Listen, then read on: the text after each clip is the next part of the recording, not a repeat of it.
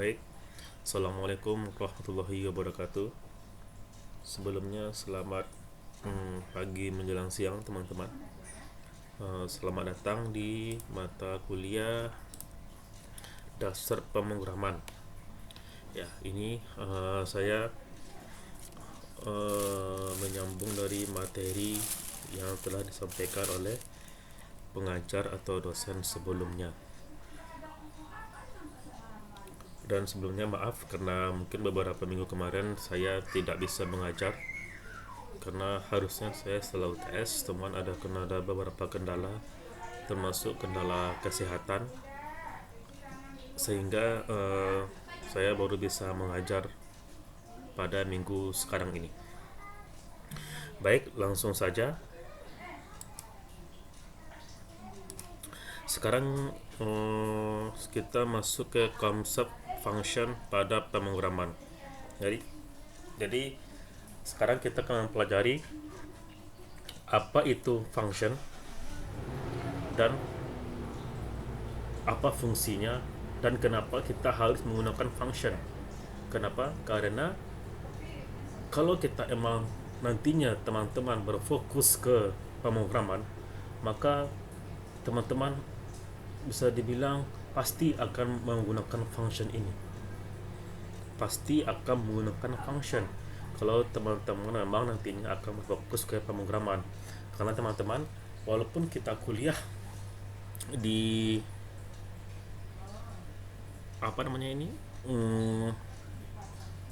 prodi komputer, cuma tidak semua orang nanti akan pemrograman. Nanti adanya kayak desain atau nanti adanya ke jaringan atau yang lain-lainnya.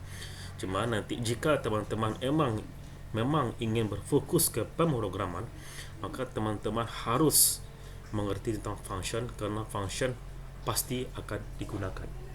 Begitu. Dan juga bagi teman-teman yang tidak berfokus ke pemrograman, teman-teman harus tahu juga function karena function ini termasuk ilmu dari dasar. Jadi nanti jangan sampai nanti kita tidak tahu apa itu function jika orang bertanya kepada kita. Oke, sekarang masuk function. Apa itu function? Atau kalau di bahasa Indonesia kan fungsi. Apa itu fungsi? Ini ada beberapa pernyataan. Yang pertama adalah suatu program terpisah dalam blok sendiri yang berfungsi sebagai subprogram. Jadi bisa dibilang function ini adalah program dalam program. Jadi ada suatu proses di dalam proses inti tersebut ada proses-proses yang lainnya. Jadi begitu maksudnya. Jadi proses dalam proses atau program dalam program. Jadi itulah, jadi intinya itu dalam sebuah proses yang besar ada proses-proses kecil. Proses-proses kecil itulah yang disebut dengan function. Selanjutnya yaitu suatu bagian dari program yang dirancang untuk melaksanakan tugas tertentu dan letaknya terpisah dari program yang menggunakannya. Dan itu juga ini program dalam program. Dan juga dia memiliki nilai kembalian atau return value dari tipe tertentu macam itu. Dan juga function diakses dengan cara memanggil namanya.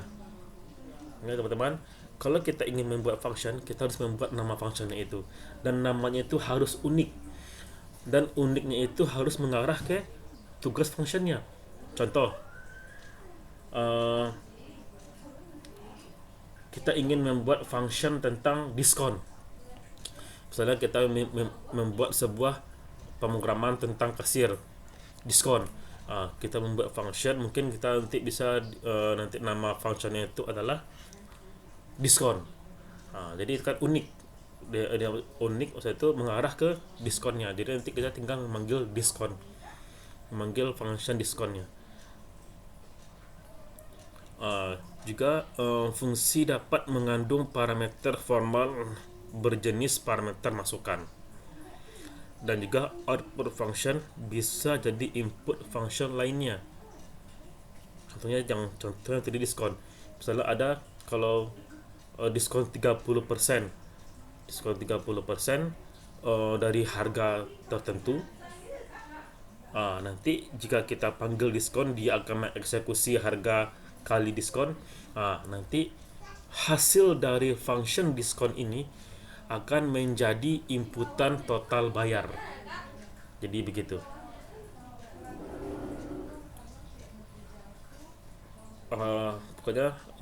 Bukannya hasil dari salah satu function itu bisa menjadi inputan dari function yang lainnya.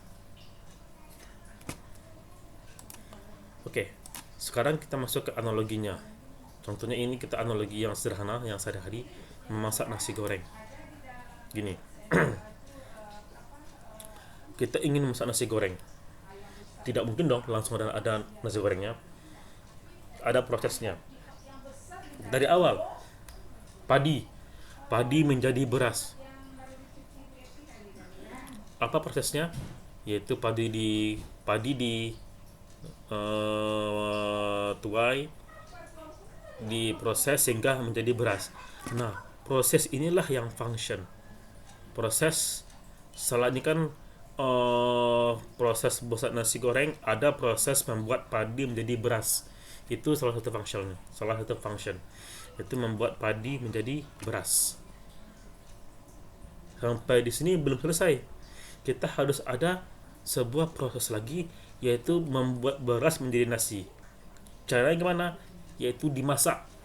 Beras dimasak menjadi nasi. Itulah salah satu function lagi. Dan baru ada pembuatan nasi ke nasi goreng. Jadi dalam memasak nasi goreng ada dua function yang harus kita gunakan, yaitu function membuat padi menjadi beras dan function membuat beras menjadi nasi. Jadi begitu. Jadi function itu adalah program dalam program atau proses dalam proses. Program memasak nasi goreng itu ada program di dalamnya, ada program padi menjadi beras, ada program beras menjadi nasi.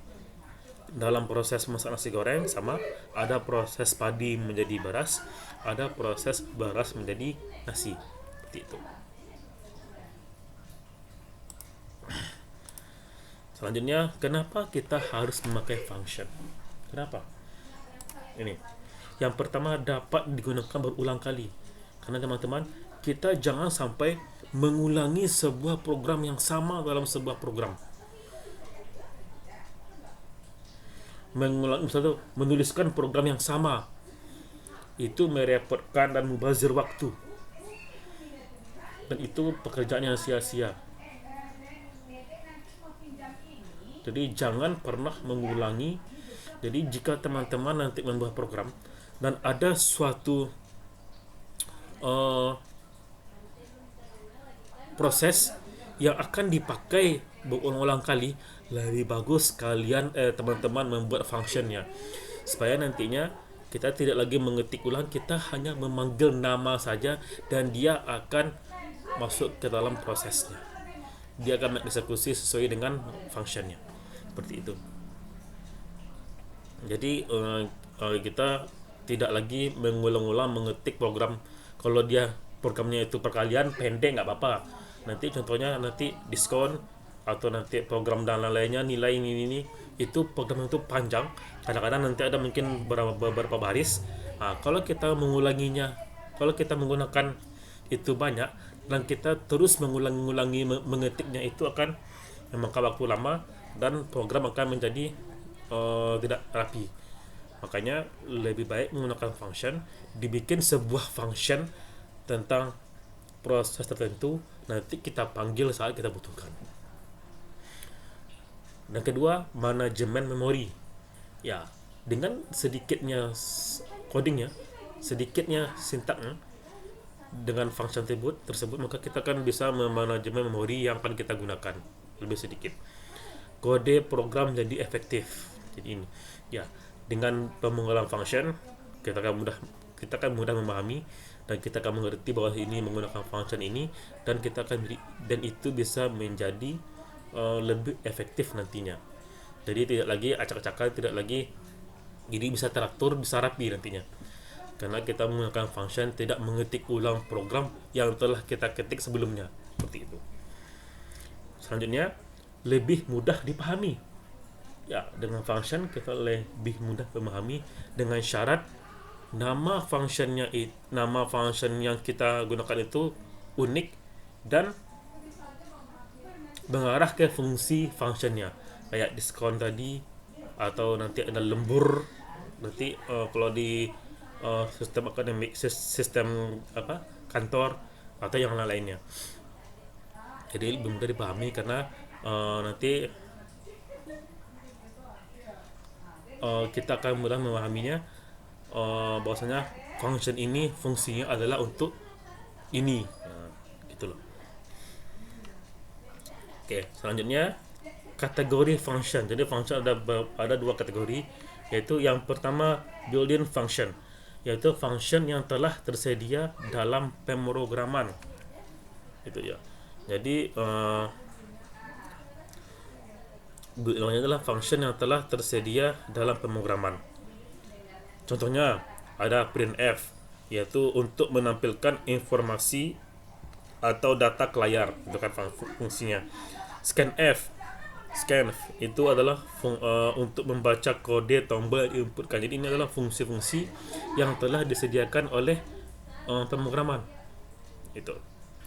Ada juga yang kedua, yaitu user defined function, dibuat sendiri manual. Ini adalah function yang tidak ada di pemrograman, cuma kita butuh function ini maka kita buat sendiri. Jadi user defined function ini adalah function yang dibuat oleh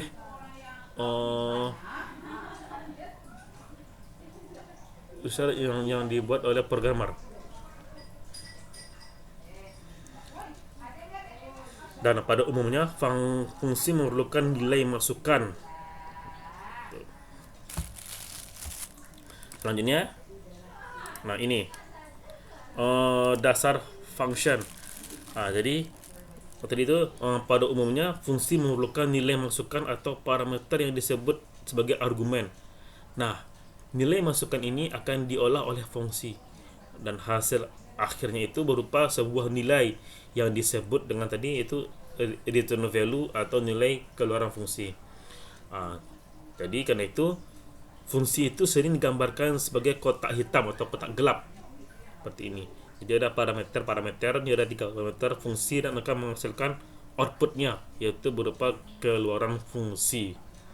Jadi gitu. Dan penggambaran sebagai kotak gelap atau kotak hitam ini diantaranya menjelaskan bahwa bagian dalam fungsi tersebut bersifat pribadi bagi fungsi dan tak ada satu pernyataan dalam fungsi yang bisa mengakses bagian dalam fungsi selain melalui parameter atau variabel eksternal yang akan dibahas nantinya. Misalnya melakukan goto dari pernyataan di luar fungsi ke pernyataan dalam fungsi adalah tidak dibenarkan gitu. Ini bentuk umum dari definisi sebuah fungsi, di mana tipe ke di bawah ini bentuk umumnya ada di mouse ya ini, di mana tipe keluaran fungsi dapat berupa salah satu tipe data, misalnya ada char atau integer atau float nantinya, dan kalau penentu tipe tidak disebutkan maka itu akan defaultnya dianggap sebagai integer. Itu. Mana nih mas? Nah, kalau tubuh fungsi berisi deklarasi variabel dan statement-statement yang melakukan tugas yang akan diberikan kepada fungsi tersebut. Dan tubuh fungsi ini ditulis di dalam tanda kurung kerawal. Ingat ya, dalam tanda kurung kerawal. Tubuh fungsi ini ditulis dalam tanda kurung kerawal. Nih, harus. Kalau tidak nanti programnya akan error dan dia tidak ada menggunakan titik koma nantinya di kurung kerawalnya. Maksudnya nanti di sini ada titik koma, kemudian nanti setelah ini tidak ada titik koma. Yang ada titik koma itu di dalam kurung kerawalnya.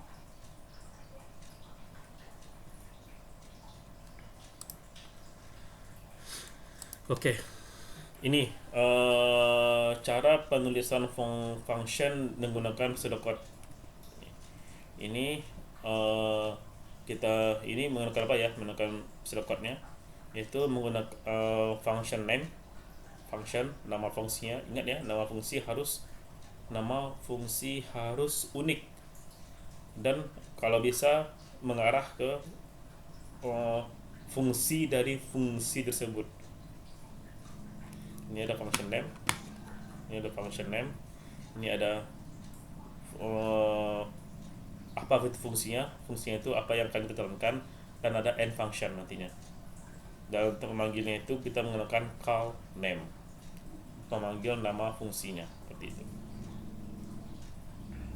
Jadi function name, fungsinya apa program yang akan kita eksekusi di sini, end function, dan untuk memanggilnya itu adalah kita menggunakan call (2) nama fungsinya. Itu penulisan untuk pseudocode-nya nantinya kalau teman-teman ingin menggunakan pseudocode. Sekarang kita mendefinisikan function. Itu struktur function sama dengan algoritma, ada judul, ada deklarasi, dan ada functionnya. Dan setiap function memiliki nama yang unik gitu ya. Kayak ini nama function, contohnya ini ada sebuah template function, ini ada nama fungsinya. Ingat ya, setelah fungsi, kalau yang di pemrograman setelah fungsi itu ada dua pasang tanda kurung yang tanpa argumen, tidak titik koma. Ini adalah tubuh fungsinya tadi. Oke. Sekarang penulisan function yang kedua, itu ada tipe keluaran, yaitu dapat berupa satu tipe datasi, misalnya char atau integer. Kalau tipenya tidak disebutkan secara default. Tubuh fungsi berisi deklarasi variabel kalau ada, dan statement-statement yang akan melakukan tugas yang akan diberikan kepada fungsi yang bersangkutan. Nama fungsi digunakan untuk memanggil fungsi. Jadi kita kalau memanggil fungsi itu cukup memanggil nama fungsi. Argumen itu berisi parameter fungsi. Seperti tadi yang sudah kita jelaskan di sini. Itu fungsi dan deklarasi fungsinya. Oke. Sekarang kita masuk ke memanggil fungsi. Ada dua, yaitu memanggil pertama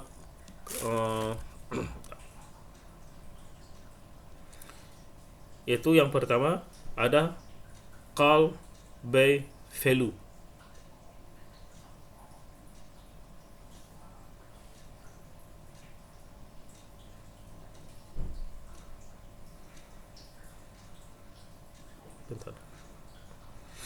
Call by value yaitu pemanggilan fungsi dengan melewatkan nilai parameter variabel dalam definisi fungsi. Fungsi tersebut akan mengolah nilai yang dikirim kepadanya. Itu dia. Yang kedua, call by reference, yaitu pemanggilan dengan referensi merupakan suatu usaha melewatkan alamat dari suatu variabel ke dalam fungsi, yaitu dengan pengubahan dilakukan di dalam fungsi untuk mengubah variabel di luar fungsinya. Itu dua pemanggilan fungsi. Selanjutnya kita masuk ke prototype function. Apa itu? Yaitu prototype function ini digunakan untuk menjelaskan kepada compiler mengenai yang pertama, tipe keluaran fungsi, yang kedua jumlah parameter, dan ketiga tipe dari masing-masing parameter. Jadi bagi compiler, informasi dalam prototype akan dipakai untuk memeriksa atau memvalidasi parameter dalam pemanggilan fungsi. Dan salah satu keuntungannya adalah compiler akan melakukan konversi seandainya antara tipe parameter dalam fungsi dan parameter saat pemanggilan fungsi tidak sama. atau akan menunjukkan kesalahan bila jumlah parameter dalam definisi dan saat penggunaan itu berbeda.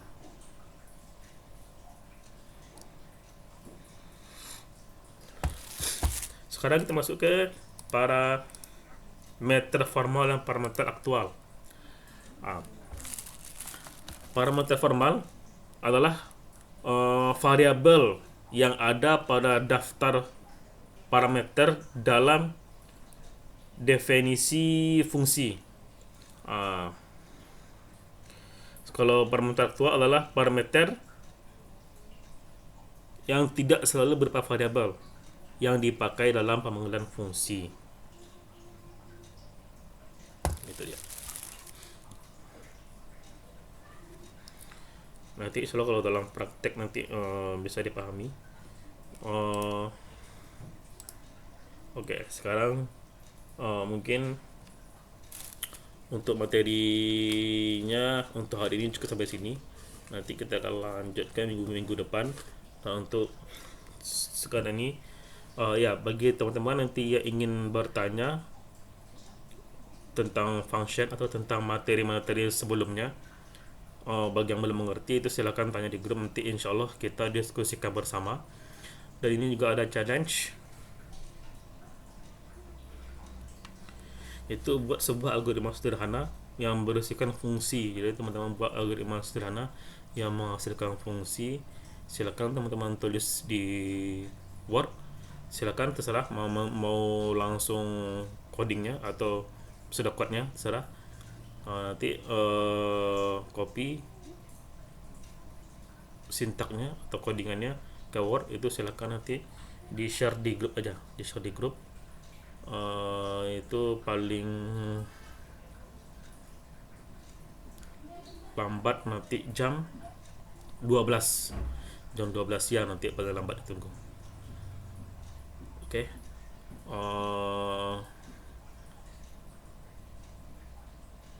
Ingat ya, yang sederhana aja nanti algoritmanya, penting teman-teman harus mengerti apa itu fungsi seperti itu. Oke. Mungkin perkuliahan kita pada hari ini cukup sampai di sini. Semoga teman-teman mengerti dan bisa memahaminya. Baik, wassalamualaikum warahmatullahi wabarakatuh.